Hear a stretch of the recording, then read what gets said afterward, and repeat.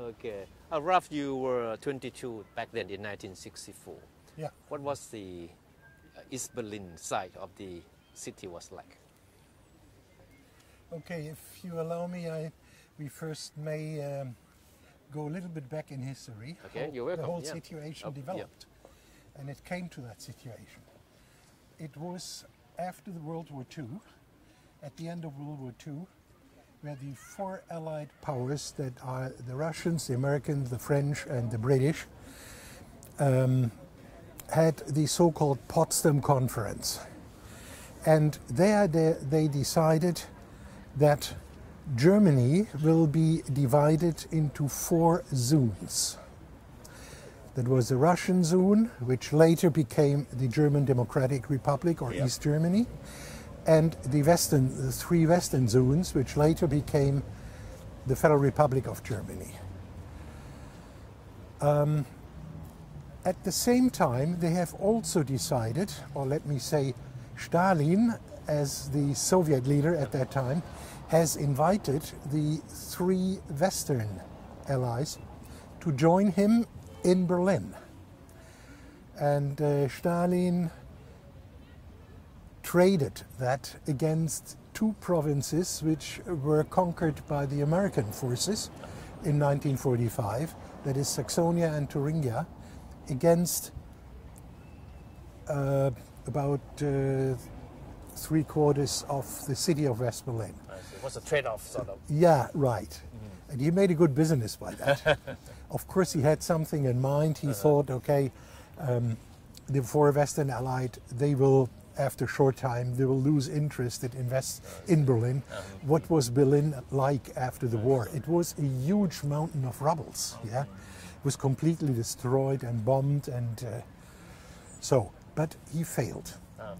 The Western Allies, they maintained their rights as agreed upon in the Potsdam Agreement, the Potsdam Contract, and stayed in Berlin. So Berlin was divided as well into four, not zones like Germany, but in four sectors. And the sectors were chosen in accordance with the city districts. So 8 districts of Berlin, mainly in the eastern part of Berlin, became the Russian sector, and 6 sectors in the south became the American sector. 4 administration zones or in West Berlin became the British zone, and 2 the French up in the north.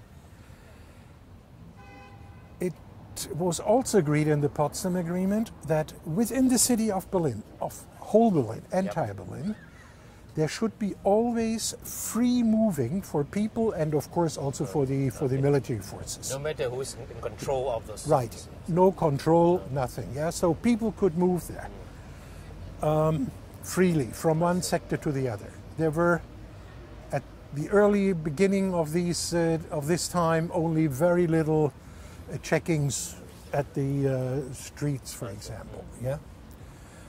And people in general were able to move freely between. Yes, yes, between the sectors. However, the economic situation developed very differently in East and West. The western parts, West Germany, received a lot of, let me say, help from the Western Allies to rebuild their economy, their industrial zones, and so on. I just mentioned Marshall Plan, you certainly know that.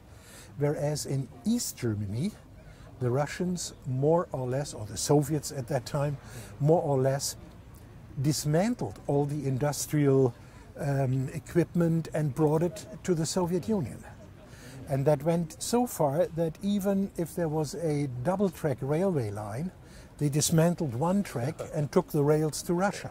So it became to a single-track railway line. So the economic situation really developed extremely different. And the people in general also suffer from that economic hardships, definitely. In East Germany, East Germany, yes. In East Germany and later on also in East Berlin. And that led to the situation that a lot of people tried to move from east to west. And it was already in 1947, I think, that Stalin, as he noticed that the three Western Allies would remain in Berlin, he blocked West Berlin against the outside world. The only way to come to West Berlin was through the agreed 3 air corridors. There were 3 air corridors from West Germany, that means Hamburg, Frankfurt, Munich, leading to West Berlin. And Stalin has blocked any and all transportation by land and also by waterways. And the Allies then started to supply and to support West Berlin by an airlift. That means everything had to be flown in. Each kind of good you can imagine. That starts with fruits, vegetables, as far as they were not grown in West Berlin. West Berlin area was much too small to support the whole population. All other goods, for example, all heating material, coals were flown in. And also, as it was from the early history, the power plants supplying electric power for the city of Berlin, the whole city of Berlin, were mostly located in what later on was East Berlin. And Stalin also cut the lines. The Allied even have flown in a complete power plant, brick by brick. Each sack of cement, each nail, each screw, all the equipment, the turbines and so on, all electrical equipment, everything was flown in. And it was a big power plant, which is still active today, is still working today. And so by this they could keep West Berlin alive. And after Stalin has noticed that he failed, his calculation was not successful, he gave up the blockade about 11 months after he started. And that, I would say, was the beginning of the Cold War. And the the Russians then came to realize that the Western powers will not relinquish Berlin for sure. Right. That he finally had to notice.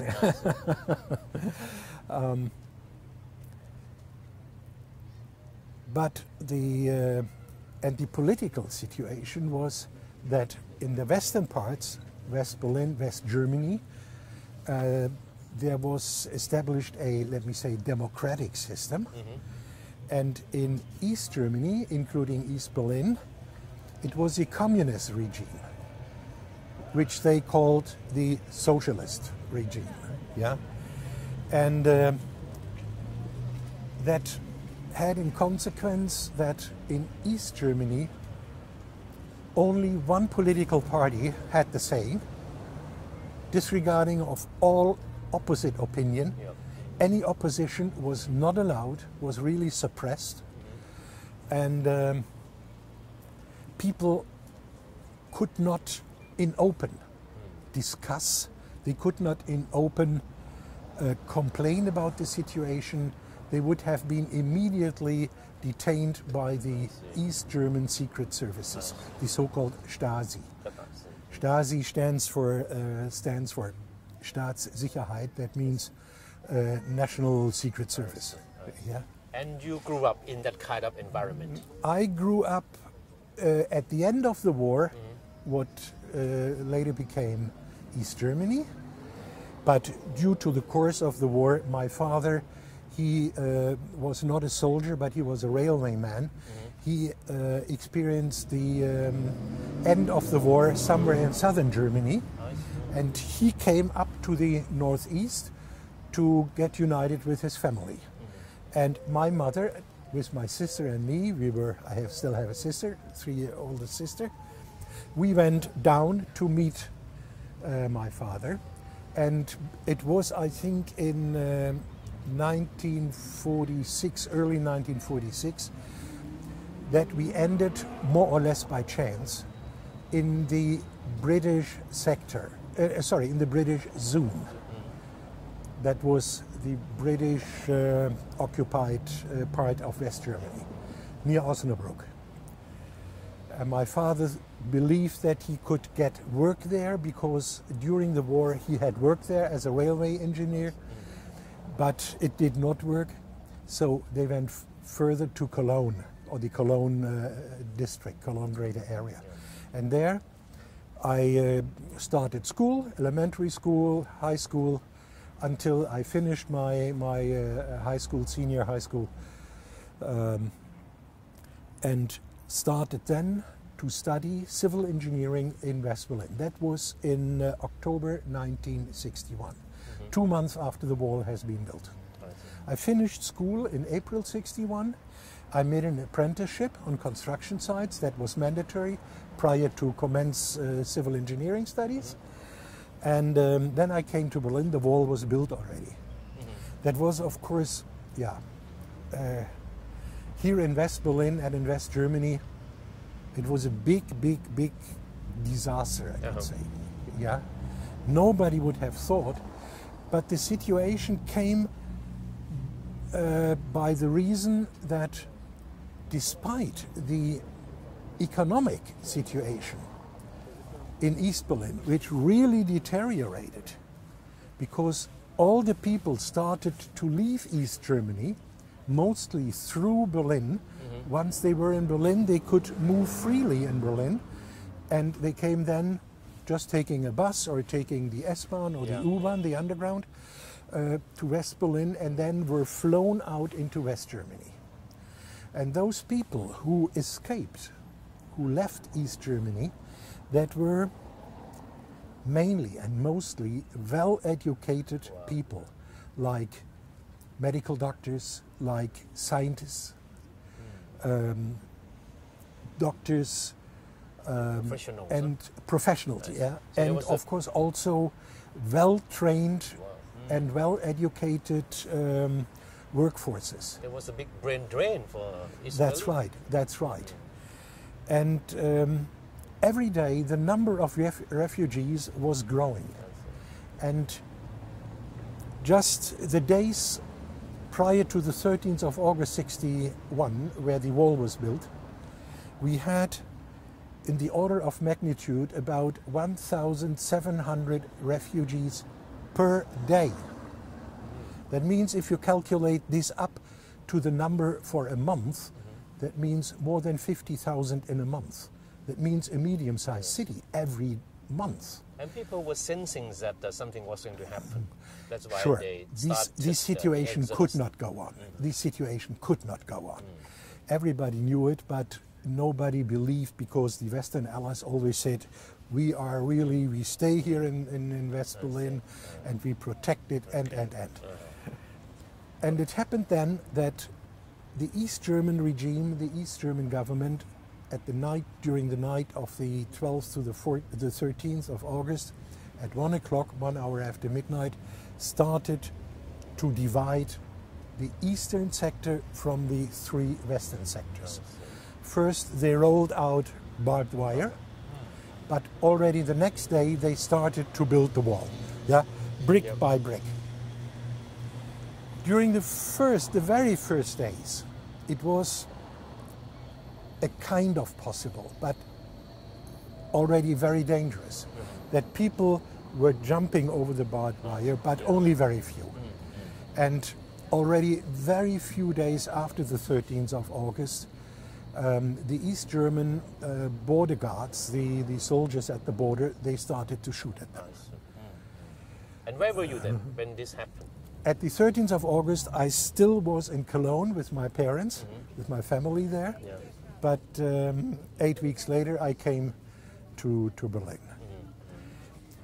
As I mentioned, my family, my parents came from what later became East Germany. Yeah, yeah. They had all their relatives, brothers and sisters over there.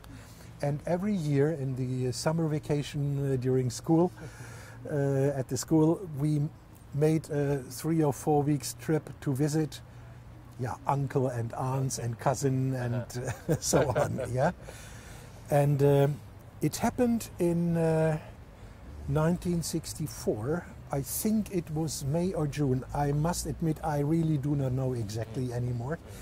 We also have gone through East Germany, the city of Görlitz, which is now a border city to Poland, to see our families. For any family festival, I do not know what it was, a wedding anniversary or a big birthday or what. Yeah. What happened? My cousin approached my sister and me and said, can you do anything for me? I must get out of here. I must get out of this country. Okay, a few days later, we went home, and I was already studying in the university in Berlin. And as is, I think, always normal, has been always normal, that resistance starts mostly at the universities with the students. I knew that there were groups who have established to help people to escape. By what reason or ever.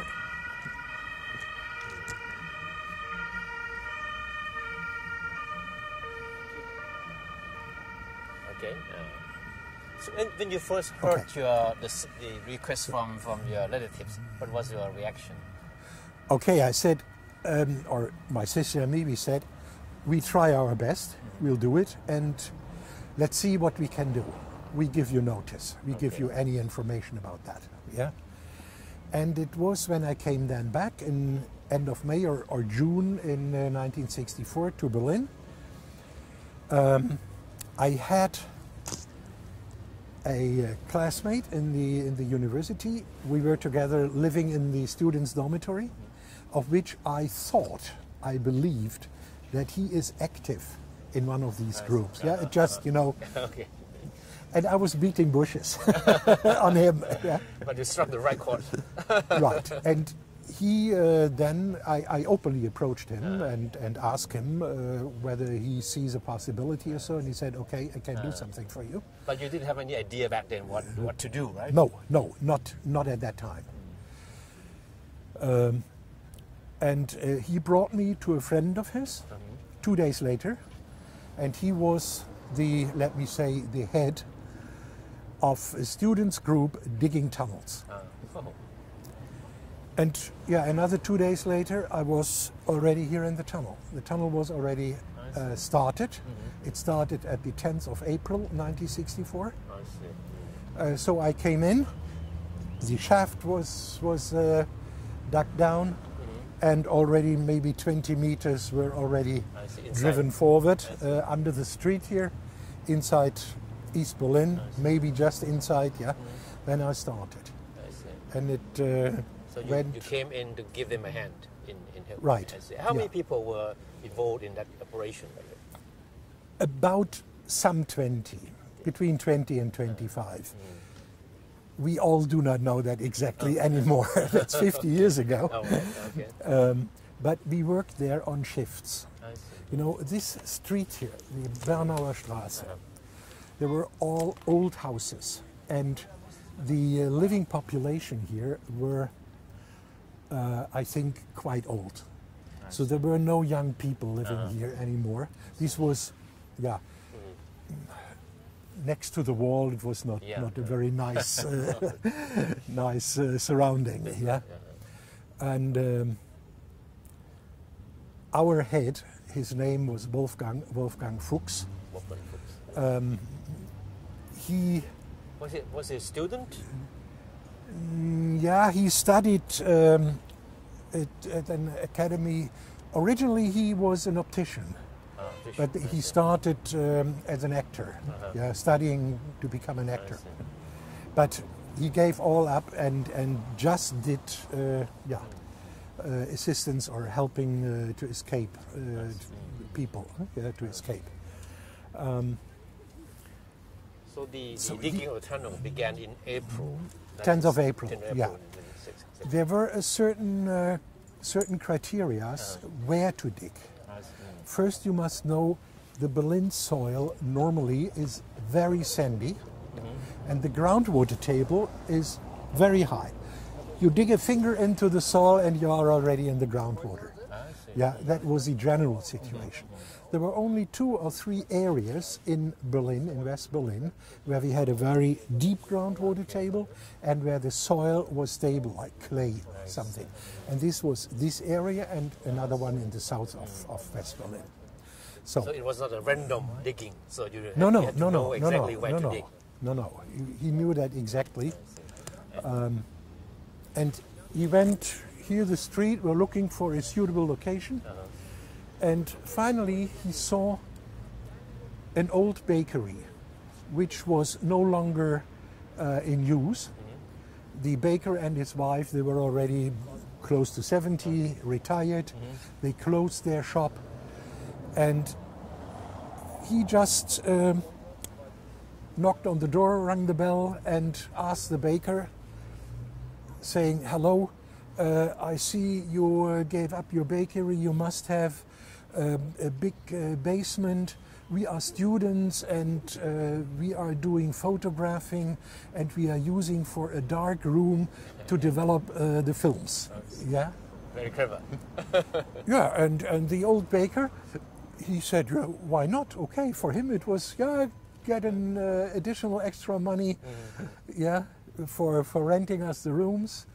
And of course, we couldn't hide that. After a few days, he found out. he came down to the basement, saw that what we were doing, they were just digging the shaft down until we reached groundwater. It was about 11 meters long. And what did he say, the bakery owner? Yeah, he came there and looked at this, was quite surprised, but then he said, "Okay, guys, go on. I wish you all the best." And he was this was a very nice couple. They supported us a lot. They did shopping for us because the situation was we had to live there.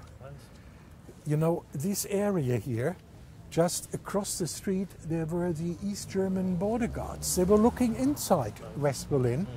And if there were out of a sudden, every day, a number of young people going in and out, that must have been suspicious to them. And then maybe with dirty clothes or so. So we were living there in the old shopping room of the bakery. There we had some, these military beds, where we were sleeping, and in the basement where he had his big oven and the storage room for all the things he needed as a baker to bake bread and cake. That is what we have used for depositing the soil. I see. Because we also You couldn't bring out the soil to the streets. No, we couldn't have there a truck every day loading with soil, And you were digging days and night? Mainly days. Mainly days. Yeah, but early morning until to late evening, And so we were living there for about 2 weeks, everyone, And then the one or the other was replaced by a freshman.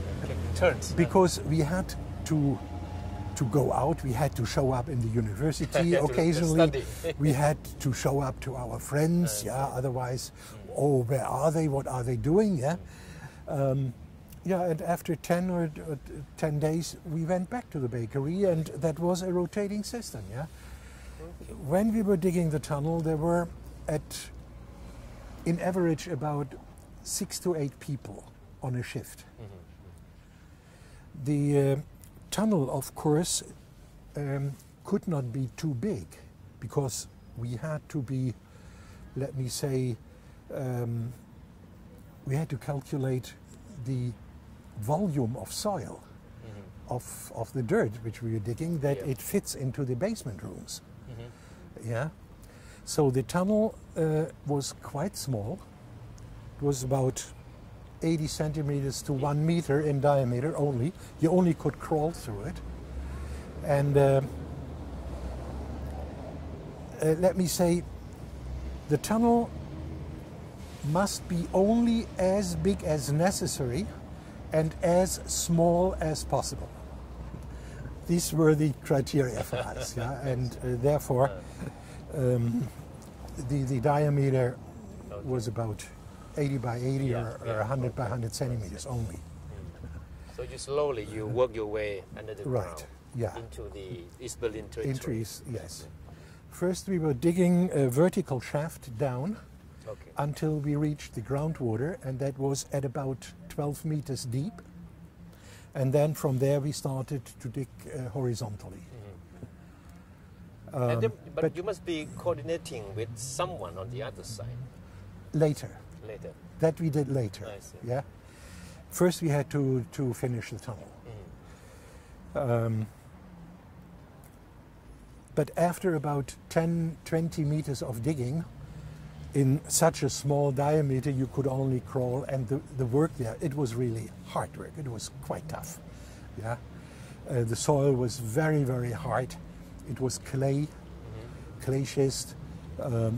You had to drive a spade with your feet into the front face to loosen the soil, really handful by handful. Yeah. And after 10 meters or so, the air became short. You were really short of air. So we started to blow fresh air inside the tunnel by the use of a vacuum cleaner. I see. Yeah, the vacuum cleaner was not sucking the dust, but it was blowing the air. Yeah, we just switched the electric poles. Improvised ventilation system. Right, yeah. And that gave us at least air to breathe. Not enough, but yeah, enough for doing the job for an hour and a half or up to 2. Longer you couldn't stand that. Then you had to go back to the bakery, to our, let me say, living room.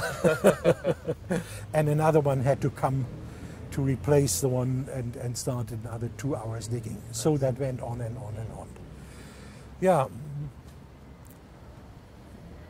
Some day we made only 1 meter a day for 10-12 hours. In some other days where the soil was not that hard, we even made 2 meters, but only little by little. Yeah. And it happened that after about 140 meters, 145 meters, the tunnel was 145 meters long at the end, we were reaching a part where the soil was suddenly soft. So it was very strange. Suddenly it was soft. So one of us had to go over to East Berlin. Only those people could visit East Berlin who were holding a West German passport. If you were holding, or if you were a citizen of West Berlin, you were not allowed to enter the eastern sectors. So either a West German passport holder or a foreign passport holder could go there. So we had one, went over there and... Over the border. Over the border, yeah. He could apply for a visa at the border to stay there up to midnight of that day. Yeah. And since we knew where we were about by measuring the length and the direction, he just went to that street here and thought it might be house number 54, 55, 56, so in this area. So he opened the door, went out to the backyard, and we agreed on a certain time that he was trampling there in the backyard to make a little bit noise, and we made a little bit noise. Yeah. And he came back then later in a hurry and said, "Stop immediately making noise. One can hear you. It is really very noisy. It's loud." Yeah. And that showed us that we were already very close to the surface. We probably made a mistake in the measurement, in the survey. We were digging slightly up, but we possibly forgot that the street was going down. Yeah, so slope. right, slowly, yeah, very slowly. But well, after 100 meters, it was a meter or two already. Yeah, and that is quite a lot. And that came to the situation, that we were close to the surface. Close to the surface, sooner than you thought. Right. And the soft soil which we were meeting there, that happened to be a ditch of a provisional toilet of World War II. It was common in World War II that at the backyard of the houses, the people were digging a ditch and establishing a provisional toilet for the case, or in case the house was hit by a bomb, an air raid, the bomb, that the people at least had the possibility to use a toilet. If everything was inside the house, all the sanitary systems and so on were destroyed. And there we met. I see. That's why the soil was so soft. Right. You could also say, if you may allow me to make that joke, we ended up in shit. Almost. But positive. And that was finally, I think, very good luck for us. That was really blessing in disguise. Because where we came out, originally we wanted to dig another 5 to 10 meters further to meet the area of a backyard house under the basement, then to dig through the basement floor into the house. But we ended up in this provisional toilet. We could not go any further. And as I said, it was really blessing in disguise. Nobody would have thought about that. And these wooden shack was used by the people who were living there. They stored their cleaning facilities for cleaning the backyard, and gardening facilities, a rake, a spade, and so on. But it was actually not used. So we ended up there, and that was in the first days of October 1964, after half year, more or less half year. And all of my friends, all of my comrades who were digging in this tunnel, these 20, 25 colleagues of mine, they had all their own private motives why they were doing this. The same like me. I wanted to get out my cousin. Another one wanted to get out his brother, his sister, or his mother. This picture, for example, this is the mother of one of my fellow diggers, my friends, who escaped through that tunnel. This is Mrs. Holbein. I see. So everyone had a plan to take someone out a firm intention, a motive, why, and even some did it only because they wanted to. Even if they had nobody, they wanted to get through. They were so angry about the system. We had even other colleagues there digging in the tunnel who had fled only shortly before. For example, the son of this lady, he escaped from East Germany during a night by swimming through a big lake.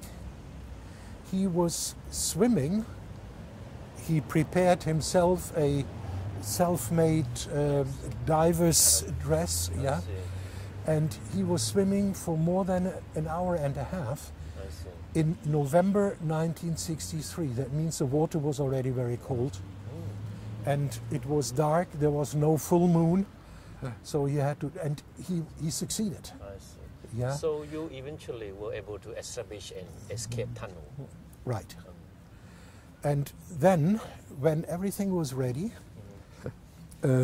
Wolfgang Fuchs, the head of our group, together with us, we have established a list. We could get the people only during evening and night, because it must be dark. Yeah? We had established a list, okay, all, what do I know, 10 or 15 minutes, one has to come. And we sent messengers over to East Berlin on the 3rd of October during daytime, approaching the candidates, shall I say it this way? Yeah, the potential escapees. Potential refugees, yes, you're right. To say, okay, this evening, exactly on, let's say, 9:20 p.m. Okay. You walk this street here, this is Strelitzer Straße, that's the name of this street. You walk towards the wall. There was a wall. Yeah. You walk there on the right side of the street until you arrive at house number so-and-so. Okay. Then you cross the street diagonally and go further to house number 55. That was the house where we have arrived at this toilet. Then you knock at the door and say the code word. At that time it was Tokyo. Tokyo. Tokyo, by the reason in 1964 there were the Olympic Games. I see. Yeah, Okay. and we had to consider the refugees, the potential refugees. They of course were very nervous, and we could not give them a complicated code word. They would forget. But Tokyo, everybody had on his mind. Yeah. So, knock on the door, and one of us opened the door from inside. After 8 o'clock, the houses were closed. We had a, let me say, a fake key. Open it. He was dragged in there. Had to take off his shoes. And another one, there were 4 of us at the eastern end of the tunnel. The first one to open the door. The second one to guide him to the toilet over the backyard. The third one to get him into the tunnel. And the fourth one to watch the whole thing in case something goes wrong. Yeah. Or even helping here and there. Okay, yeah. And so it went all 10 or 15 minutes So or they so. went through a tunnel by crawling. By crawling. They really had to crawl. You could not even sit up. No, it was too small. Look here, you see it. This young girl, I think she was about 10, 11 years old at that time. You see there the tunnel. Yeah? You could not even sit, you could not even stretch your arms. So how long did it take to get from one end of the tunnel? Maybe 10 minutes for them. Maybe up to 15, depending on the physical condition of the And people. the length is about 145 meters. 145 meters. 45 meters. And 145 meters for people very nervous, being very afraid. Can they make it, or will we be caught by the Eastern Guards or the Secret Service? They had not the physical condition like we as youngsters had. We were running through the tunnel 5 times a day. For us, it was like a sports. Yeah, so we made it in between 5 and 10 minutes. Yeah, but for them, 145 meters in the dark, and there was only all 20 to 30 meters a very little electric bulb, giving at least a little bit of light. That means they were, of course, very nervous, and they had no idea, and for them it may have taken maybe 10 minutes.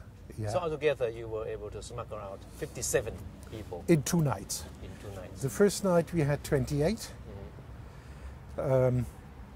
They were all taken in the western end of the tunnel in this old bakery where we were depositing the soil. They were sitting there in the dirt because they could not go out. On the other side here, the East German soldiers, they were watching it. Yeah.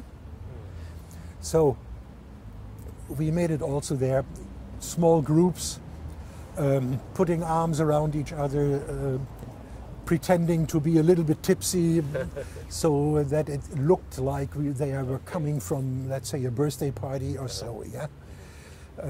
Then they went out, and just behind the house there was a small Volkswagen bus waiting, and they were driven then into the dormitories for the first night. Yeah. But the first night, it ended after midnight. At that building, here at the corner, of course this is also a new one, there was also an old one.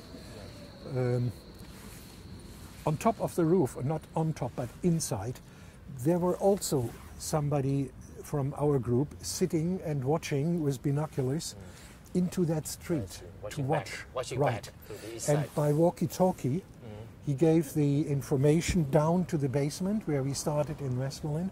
Okay, there is coming one female or a group of two. And we looked at our list. Oh yeah, Okay. this is this and that person or group. Yeah.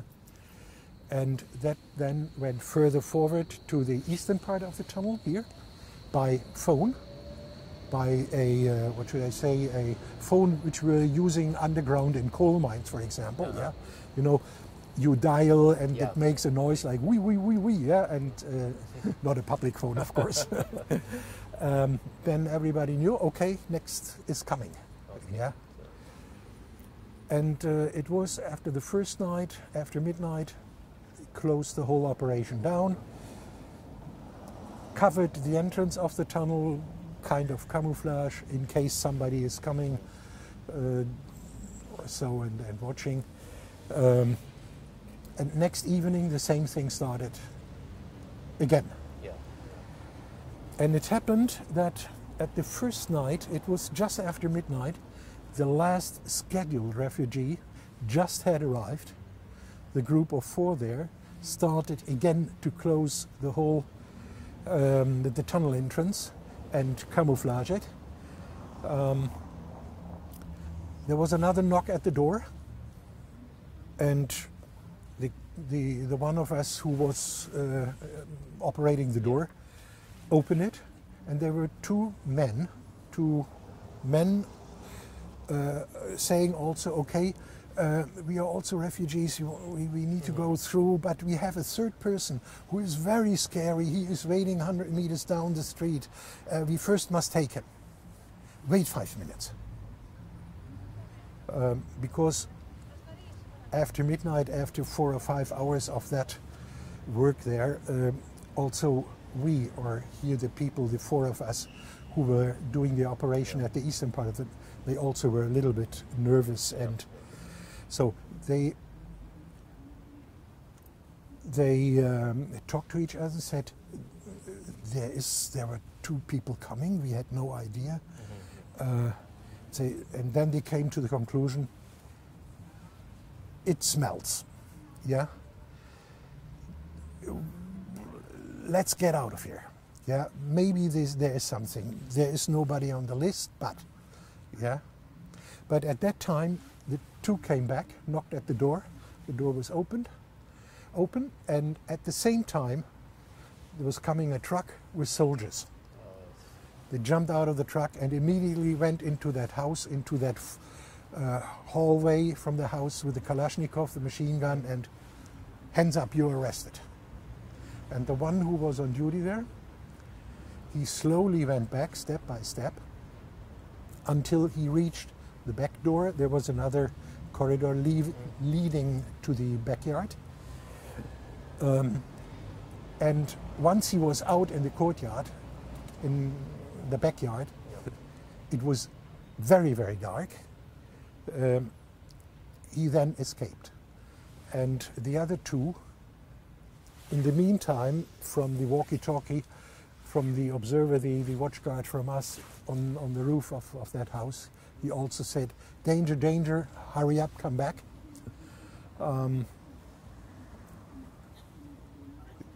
All 4 of them ran to the toilet house to jump into the tunnel entrance. But when the soldiers came out, they immediately started to shoot. And one of the 4 were all armed with hand weapons, pistols. One shot back. and he also noticed that he has hit someone, a soldier. But he hit him here in the shoulder. Yeah. The soldier fell down, and the other soldiers, there were, I do not know, a handful, maybe 5 or what, they also came through the doorway and started shooting all over the backyard because they had no idea where and how and what and so on. Yeah, they had no idea whether there was a tunnel or something else. They did not know, no. But here in this area, it could only be a tunnel.